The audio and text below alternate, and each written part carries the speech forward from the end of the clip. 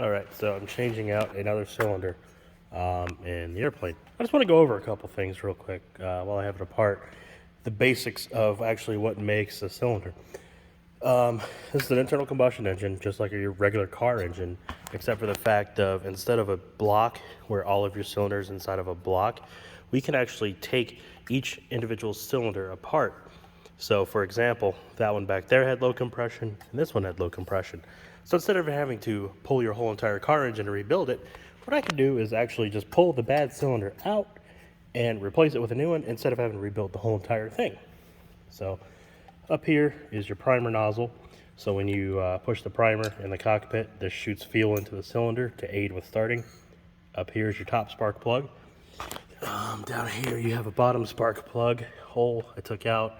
You have your intake manifold, so this gives your fuel and air mixture inside of there to be burned and provide power for your engine. And then you have your exhaust, which goes out here, and I took that off. A couple things. This is your exhaust valve. So as the engine rotates here, I'm going to turn the propeller. That valve actually opens and closes to let out your burnt air. This allows your fuel and air mixture in, so when the propeller's turning, this valve actually opens up. It allows that fuel and air mixture from down here to come into your cylinder to be burned. Pretty cool. Some basics.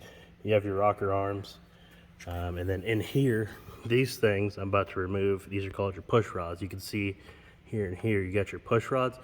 These are connected to the camshaft. As the camshaft is spinning, it will actually open and close these valves at a predetermined time if you have the little lobes on the camshaft. So that's the basics. I can go on all day, but it's just a brief overview. Hope you enjoy.